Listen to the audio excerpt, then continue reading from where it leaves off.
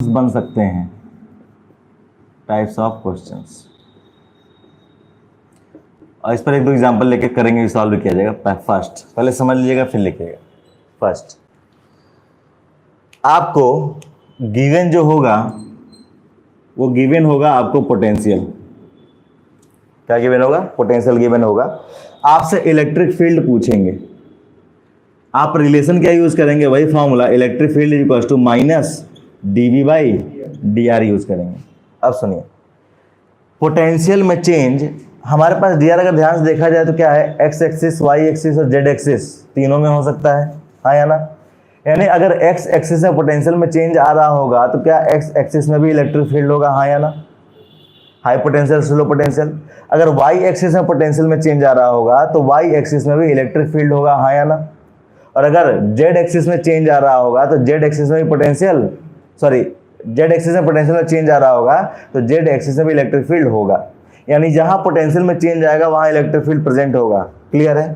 तो अगर हम इसको ध्यान से देखें तो ये जो इलेक्ट्रिक फील्ड आपके सामने आएगा कुछ ऐसा आएगा, x एक्सिस में कुछ ना कुछ कंपोनेंट होगा, y एक्सिस में कुछ ना कुछ कंपोनेंट होगा। अगर y एक्सिस में चेंज हो रहा होगा पोटेंशियल तो वहां पर इलेक्ट्रिक फील्ड होगा।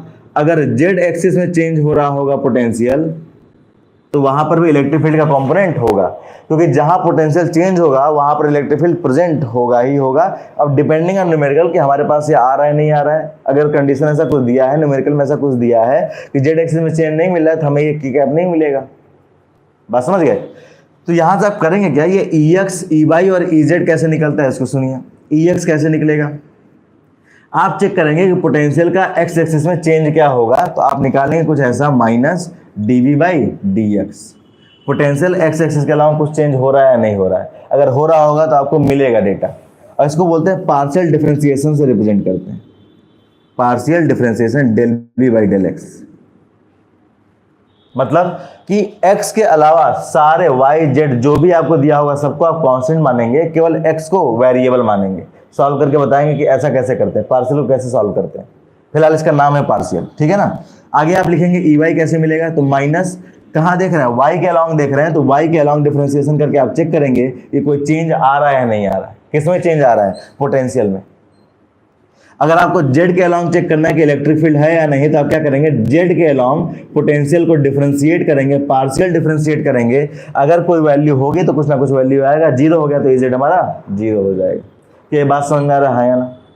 कि अगर x एक्सिस में पोटेंशियल चेंज हो रहा होगा तो इलेक्ट्रिक फील्ड 100% हमें मिलेगा। x एक्सिस में पोटेंशियल चेंज हो रहा होगा तो इलेक्ट्रिक फील्ड मिलेगा। y एक्सिस में पोटेंशियल चेंज हो रहा होगा तो इलेक्ट्रिक फील्ड उस डायरेक्शन में मिलेगा। z एक्सिस में पोटेंशियल चेंज हो रहा होगा तो z एक्सिस में इलेक्ट्रिक फील्ड मिलेगा। अगर चेंज नहीं हो रहा होगा तो जीरो हो जाएगा, तो ये भी जीरो हो जाएगा। बात समझ में आ गया? दूसरा टाइप क्या होता है? गिवन आपके पास होगा इलेक्ट्रिक फील्ड, पूछेगा आपसे पोटेंशियल। गिवन होगा आपको इलेक्ट्रिक फील्ड, पूछेगा आपसे पोटेंशियल, ठीक है? कैसे होगा? सेम रिलेशन हम यहां से यूज करेंगे, E is equal to vector is equal to minus dv by dr, ठीक है? आप इधर भेजेंगे इसको तो हो जाएगा minus dv is equal to electric field dot dr vector. ये dr कौन सा क्या है? ये पोजीशन वेक्टर है। dr क्या है? पोजीशन वेक्टर, या बोल सकते हैं डिस्प्लेसमेंट वेक्टर है हमारे पास। dr को आप लिखते कैसे हैं? देखिए, जैसे इलेक्ट्रिक फील्ड तो आपको मान लीजिए वेक्टर फॉर्म में ऐसा दिया होगा, ई एक्स आई कैप, ई वाई जे कैप, ई जेड के कैप। तो dr कैसा दिया होता है? dr आपको कुछ ऐसा दिया होगा, dr वेक्टर एक्स एक्सिस में कितना चेंज है आई कैप, y एक्सिस में कितना चेंज है जे कैप, और z एक्सिस में कितना चेंज है के कैप। और इन दोनों का डॉट प्रोडक्ट लिखते हैं, फिर क्या करते हैं? इंटीग्रेट कर देते हैं,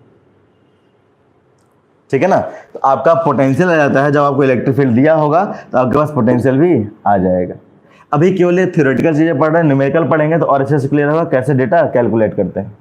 बात समझ आ गया? नोट कर लीजिए इसको जरा।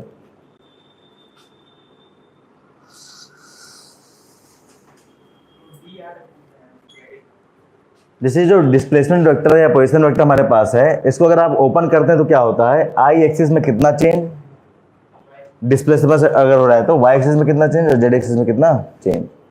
ये वेक्टर में क्लास 11 में इसको dr को ऐसे ही ओपन करते थे। चलिए इसको नोट कर लीजिए। इस पर बेस्ड क्वेश्चन कि कैसा क्वेश्चन आता है, ये मंडे की क्लास में हम लोग देखेंगे।